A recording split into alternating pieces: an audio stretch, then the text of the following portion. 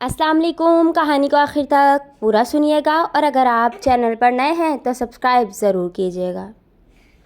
मेरा शौहर हर रोज़ दफ्तर से दोपहर को घर आकर मुझे पैसे देता और कहता कि मैं इन पैसों को आज ही अपनी मर्ज़ी से जहाँ दिल करे खर्च कराऊँ। मुझे पहले पहल तो अच्छा लगता था, पर फिर हर रोज़ बाज़ार जाने से मुझे खौफ होने लगी। पर वो इसरार करके मुझे बाज़ार भेजता। एक दिन मैं बाज़ार ना गई और घर से कुछ दूर जाकर ही वापस आ गई, और जब मैं घर में दाखिल होकर अपने कमरे में पहुंची तो शल रह गई। मेरा शौहर मेरा दुपट्टा ओढ़ कर, मेरा नाम किरण है।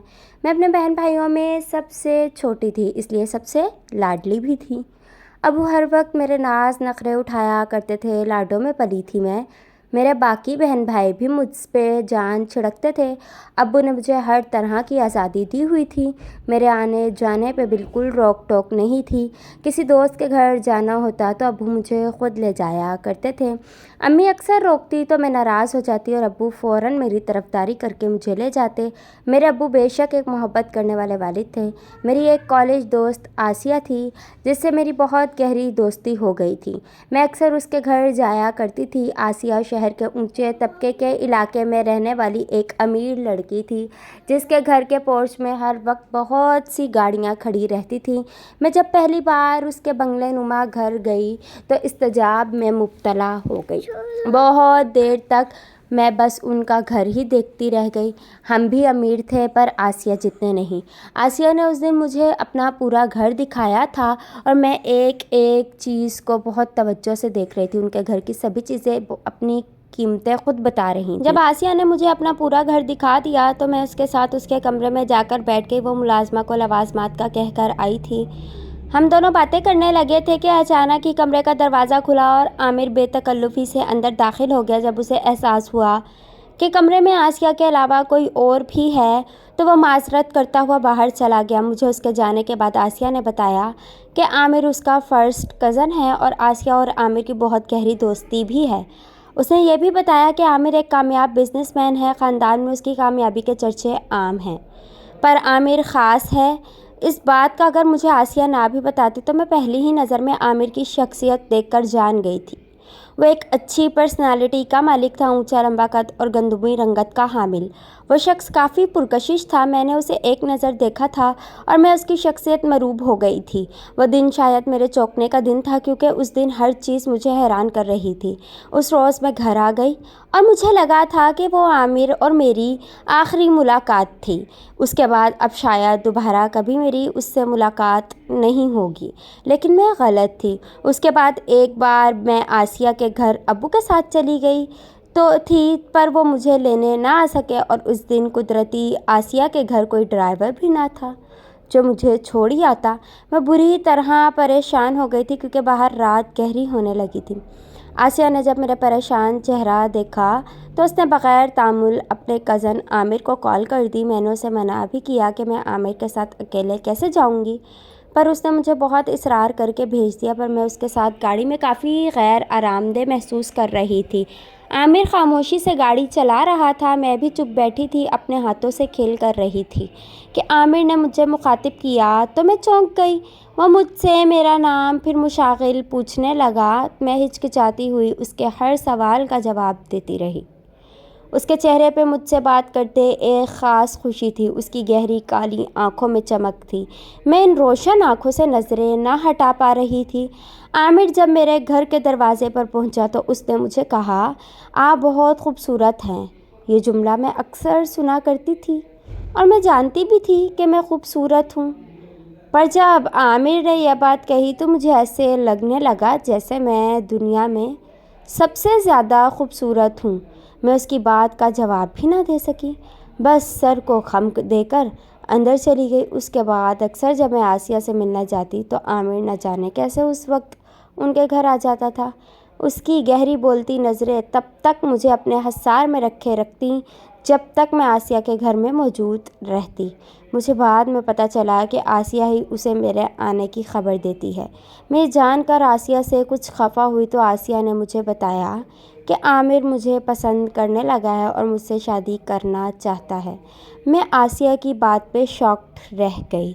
आसिया ने मुझे कहा कि मैं अच्छी तरह सोच समझकर कोई फ़ैसला लूँ और उसे उस सब से लाजमी आगाह कर दूँ, क्योंकि आमिर शादी जल्दी करना चाहता है और मैं नहीं चाहता कि वो मुझे खो दे। मैं आमिर की मोहब्बत देखकर हैरान रह गई कि कोई किसी को इतना खामोशी से अपना कैसे बना लेता है। मेरी अकल पे फुल स्टॉप लग गया था। आमिर एक अच्छी शख्सियत का मालिक था, बिजनेस भी अच्छा था और माँ बाप भी नहीं थे, यानी ससुराल सास नंदों का कोई झंझट ही नहीं था। आसिया के अम्मी अब्बू ने ही उसकी शादी करनी थी। मैं आमिर की मोहब्बत को नज़रअंदाज ना कर सकी तो मैंने हिम्मत करके अम्मी को सब कुछ बता दिया। अम्मी पहले तो कुछ दिन नाराज़ रहीं, फिर वो मान गई, क्योंकि उनकी नज़र में रिश्ता अच्छा था, वही ससुराल का कोई झंझट नहीं था। अम्मी ने मुझे कह दिया था कि वो पहले अब्बू से बात करेंगी। मुझे उम्मीद थी अब्बू भी मान जाएंगे, पर अब्बू नहीं माने। अब्बू को आमिर के अकेले होने से मसला था। वो कहते थे कि लड़का अकेला रहता है, पता नहीं किस कमाश का होगा, लेकिन मैं अब आमिर के बगैर रहना नहीं चाहती थी, इसके साथ ज़िंदगी गुजारना चाहती। मैंने अम्मी पे खूब दबाव डाला और अम्मी ने अब्बू पे। अब्बू बहुत मुश्किल से माने थे, पर जब तक वो नहीं मान रहे थे, मुझे मेरे अब्बू उस वक्त मेरे सबसे बड़े दुश्मन लग रहे थे। अब्बू भी कुछ अरसे में मान ही गए तो मैंने आसिया को कह दिया कि वो आमिर को कहे कि वो रिश्ता ले आए। आसिया मेरे जवाब पे खुश थी। वो लोग कुछ दिनों में ही रिश्ता ले आए थे। आमिर और मेरी शादी जल्दी तय हुई थी। मैं अपनी शादी को लेकर बहुत खुश थी। जब मेरी आमिर से शादी हो गई तो मैं उसके बड़े से घर में अकेली महारानियों वाली ज़िंदगी गुजारा करती थी। मेरे ख़ानदान वाले मेरी किस्मत पे रश्क करते थे और मैं मगरूर हो गई। मुझे मगरूर होना चाहिए भी था, क्योंकि आमिर मुझ पे जान देते थे। वहाँ मुझ पे हर वक्त तवज्जो देते। दिन में कई कई बार कॉल करके मेरा पूछते कि मैं कहाँ थी, क्या कर रही थी। कभी कभी मुझे कॉल उठाने में देर हो जाती तो वो ऑफिस से घर आ जाते थे। मुझे उनकी वालहाना मोहब्बत दंग कर दिया करती थी। शादी के कुछ अरसे बाद आमिर अक्सर दोपहर में घर आ जाया करते थे। वो आकर मुझे पैसे देते और कहते कि इनका मैं जो भी ख़रीदना चाहूँ जाकर ख़रीद लूँ। मैं बहुत खुश हो जाती थी। मैं हर रोज़ शॉपिंग पे जाती, नए कपड़े लेती, जूते लेती, पर एक दिन मैं हर रोज़ की शॉपिंग से भी थक गई, क्योंकि आमिर मेरे साथ नहीं जाते थे। वो कहते थे कि उन्होंने आराम करना है। मैं उनसे खफा होकर कह देती कि मैं भी नहीं जाऊँगी तो वो गुस्सा करने लगते। मुझे उनका यह रवैया बुरा लगने लगा था। वो मुझे ज़बरदस्ती दोपहर में बाहर भेजा करते थे। उनका इतना इसरार करके बाहर भेजना मुझे शक में मुब्तला कर रहा था, और एक दिन ये शक यकीन में बदल गया जब मुझे मेरे बंगले के पीछे की तरफ रहने वाली एक औरत ने बताया कि उसने मेरी कमरे की खिड़की में किसी लड़की को ऊँट से झांकते देखा है। वो खिड़की एक फैक्ट्री की तरफ खुलती थी। मैं उससे एक बार ही झांकी थी, फिर दोबारा मैंने वह खिड़की नहीं खोली, क्योंकि उस तरफ बहुत से लड़के होते थे जो शायद मेरी हर रोज़ खिड़की में खड़े होने से मेरी तरफ मतवज्जा हो जाते। मुझे उस औरत की बात ने बहुत परेशान रखा, और अगले दिन जब मुझे आमिर ने दोपहर को शॉपिंग के पैसे दिए तो मैं घर से कुछ दूर जाकर वापस आ गई। खामोश कदम उठाती मैं जब अपने कमरे में पहुंची तो साकित रह गई। आमिर खिड़की की ओट से बाहर झांक रहे थे। उनके सर पर मेरा दुपट्टा था और उनका आधे से ज़्यादा मुंह शायद छुपा हुआ था। उनकी पुश्त से बस अंदाज़ा कर सकते थे कि वो इशारे भी कर रहे हैं। आमिर, मेरी कांपती हुई आवाज़ पे आमिर हड़बड़ा कर पलटे थे। उन्होंने फ़ौरन सर से दुपट्टा उतार दिया। वो घबरा गए थे। जब मैंने उनसे उस सब की वजह पूछी तो पहले तो वो बात गोलमोल करने लगे, पर जब मैंने कहा कि मैं उन्हें छोड़कर घर से जा रही हूँ तो उनके तेवर बदल गए। उन्होंने मुझे ज़ोर से बाजू से पकड़कर अपने सामने खींचा और खींचकर मेरे मुंह पे थप्पड़ मारा, और वो जो बोल रहे थे उनकी बातें मुझे ताज्जुब में मुब्तला कर रही थी। वो कह रहे थे कि मैं एक बुरी औरत हूँ। मैं उनकी गैर मौजूदगी में इसी खिड़की में खड़ी होकर फैक्ट्री के लड़कों को अपनी तरफ मुतवज्जा करती हूँ। जब मैंने उन्हें कहा कि ये सब झूठ है तो वह कहने लगे अगर ये सब झूठ होता तो वह लड़के उनके लिए दुपट्टा लेकर खिड़की से झांकने पे भी ऊपर ना देखते, पर वो काम छोड़ कर ऊपर देख रहे थे। مجھے عامر کی کوئی بات سمجھ میں نہیں آ رہی تھی۔ مجھے ان سے خوف محسوس ہونے لگا تھا۔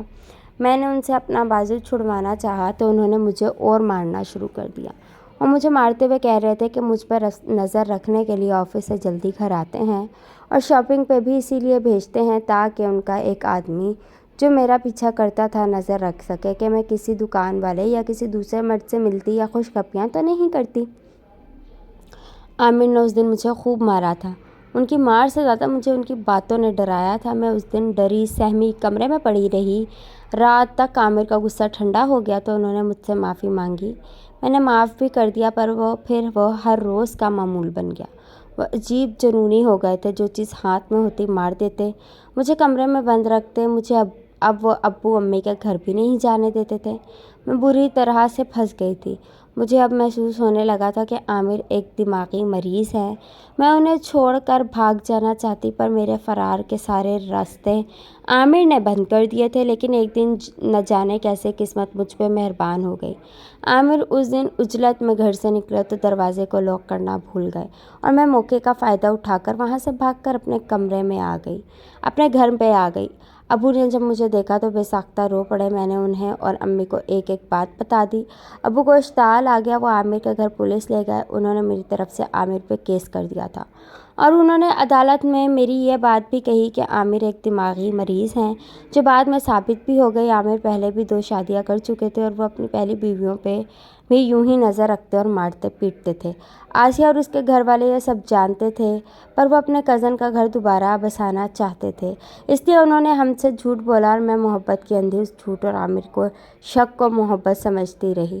مجھے اپنی اس سوچ پہ بھی گھن آئی جب ابو عامر کی چھان بین کر رہے تھے اور میں انہیں اپنا سب سے بڑا دشمن سمجھ رہی تھی۔ اگر میں امی پہ دباؤ نہ ڈالتی تو وہ ابو پہ اتنا زور نہ دیتی شادی جلدی کرنے کا، اور شاید ابو پہلے ہی عامر کے بارے میں سب جان جاتے۔ پر میری جلد بازی اور خودسری نے مجھے اتنی اذیتیں دلوائی تھیں جو خاندان والے مجھ پہ اور میری قسمت پہ رشک کرتے تھے۔ اب وہ مجھے دیکھ کر میری قسمت سے پناہ مانگتے تھے۔